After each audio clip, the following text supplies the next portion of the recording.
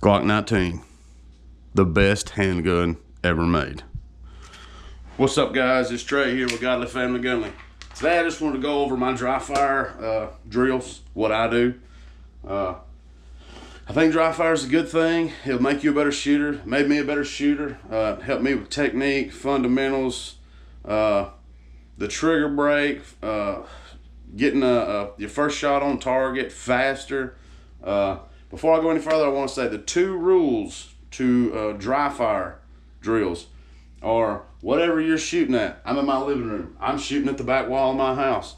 Beyond that, if I did just so happen to put a live round in my gun, and it does happen, and I shoot through that wall, it's not going to shoot the neighbor's house, the neighbor's dog, anybody else, anything else. There's nothing back there. I've got an AR 500 target, about 175 yards back that way that I'll shoot. I've got a video of me shooting off the couch through the window with a 22. But just make sure there's nothing beyond where you are aiming and pulling your trigger at, because even if you do happen to put a live round in, you shoot through your wall, it's not going to hit anything else. But we don't want to shoot through our wall. Number two is always leave your carry ammo somewhere else besides where you're dry firing. I have a specific dry fire spot. It's here every time. I have a nightstand or a dresser that where I load and unload my gun. When I unload my gun, my carry ammo, even my magazine full of bullets, stays in there. I bring my unloaded gun in here, and then I get my dry fire bullets out. They stay in here. And the reason you do that is if you bring your gun in here thinking, all right, I'll just unload it and load my dummy rounds, and then all of a sudden your kid hollers at you, or anything else, anything that grabs your attention, and then you come back, you'll think, all right, I'm ready to go. I've swapped my ammo over, and then you hadn't. Well, then you'll shoot through your wall. Now, even if you do, you always want it to where it's not going to hit anything, but you don't want to shoot through your wall either. So just follow those 2 steps. You should be all right. This is the routine that I do. Normally when I start, I've got a shot timer on my phone called Splits, I believe it is. I got an Android phone. You can download it, it's free. And it picks up my trigger break.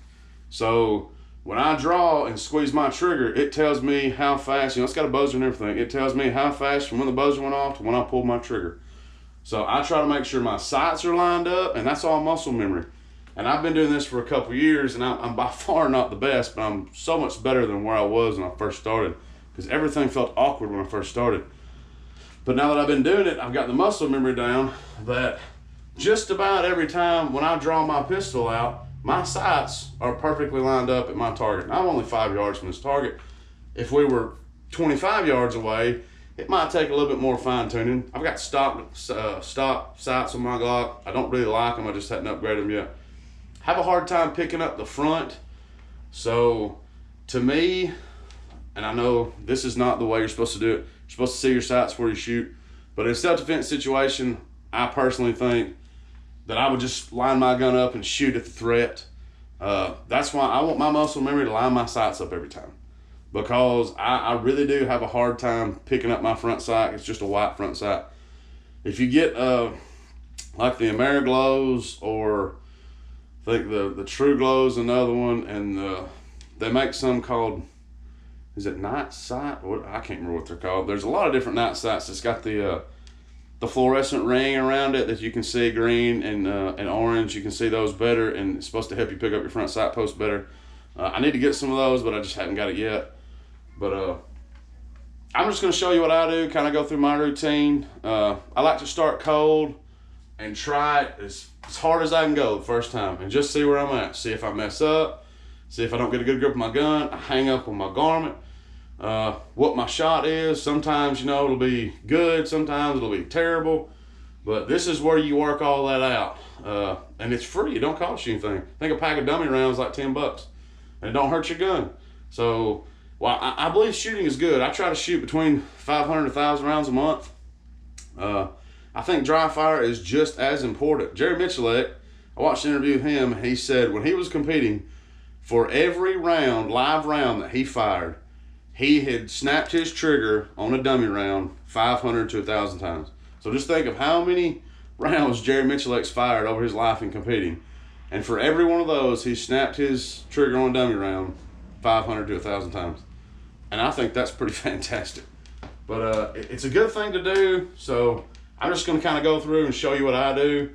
I pick a spot on the wall. I make sure my sights are lined up. Sometimes when I come out, I may have a little cleanup work to do. I try not to. But I try not to snap my trigger until they're perfectly lined up, because anything you do right here is all muscle memory. So if you do something wrong here and then you go out on the range, it won't correct itself. You've got to do the right things here, and then when you go on the range, it'll correct itself. Now I'm going to try not to get into like building a draw stroke or anything, because I watched a lot of YouTube videos. I've had no firearms training. I've talked to a couple people who know what they're talking about. So I'm in no position to tell somebody else how to do it. I learned just by dry fire, practice. When I didn't start dry firing, I first just put a holster on. Today I got on sweatpants and a t-shirt. I just put a belt on and put my holster where it normally sits. I got notches on my belt to where I know exactly where my holster sits when I've got it on.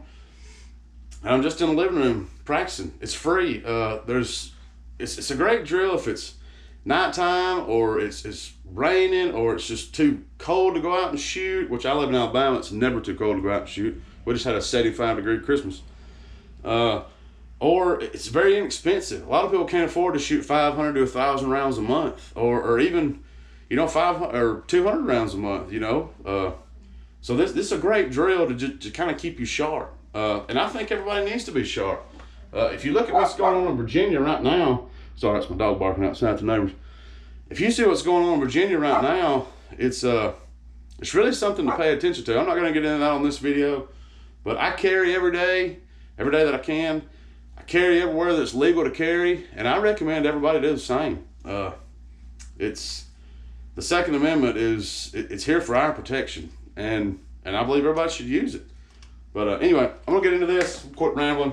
Y'all didn't tune in to hear that. But what I do is just kind of stand here. I don't get into this athletic ready stance, because I don't think if a guy comes up with a knife and says, "Give me all your money," that you're gonna say, "Wait a minute, I go." You're just gonna be here, and sometimes you might not even pull your gun. Maybe most of the time you won't pull your gun. I'd much rather just hand somebody my wallet and him run off than me have to shoot him. But if the situation arises where you do, I want to be ready so I'll know what I can do. And they say you lose so much of your think they're your fine motor skills when you're in a high stress situation. You can train for that. You can do force on force training. I've never done any of that, but then your body immediately goes back to muscle memory. So the more muscle memory, the more repetitions you get when you are in those high stress situations, I think the better you'll be able to handle it. So, and that's why I do this. So I'm just going to show you what I do. I'm standing here. I've got my target on the wall, and I'll just start firing. Trigger sight, the sights were lined up good on that one. Actually didn't have a dummy round in there that time. Put your dummy round in. They say on a Glock it's fine to snap the trigger, but I've probably snapped my trigger like 20,000, 50,000 times. It'd probably wear one out by then, or wear your striker out, or your firing pin, I guess it would be. So I would suggest putting a dummy round in it. But if you're just starting out, you're just going to do it like for the next couple of days, it's fine to just snap your trigger on a Glock.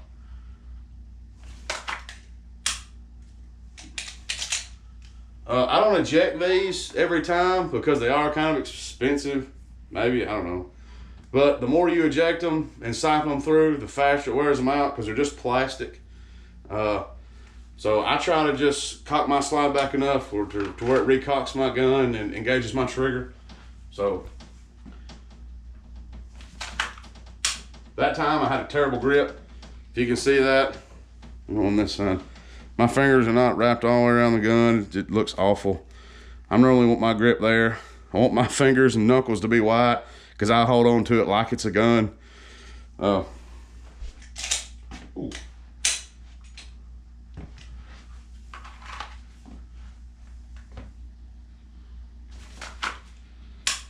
That was terrible. I got up top and shot my sights way over my target. That was better. The holster's kind of sliding around with me there.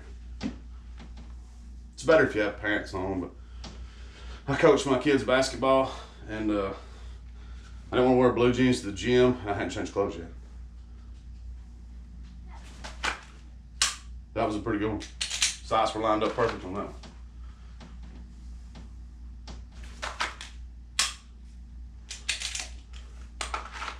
one. And I'm sure you'll find some sloppiness, some technique, you know, that I'm not doing, you know, perfectly right. And I'll be the first one to admit that I'm not the best at this. But I do try to train for it and train that stuff out of myself, I guess you'd say. Train that stuff out of myself. Yeah, that's right. But,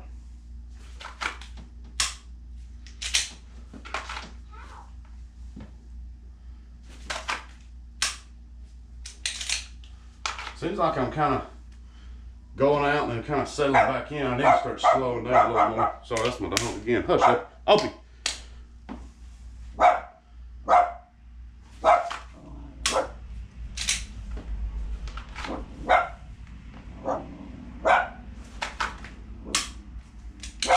That was pretty good too.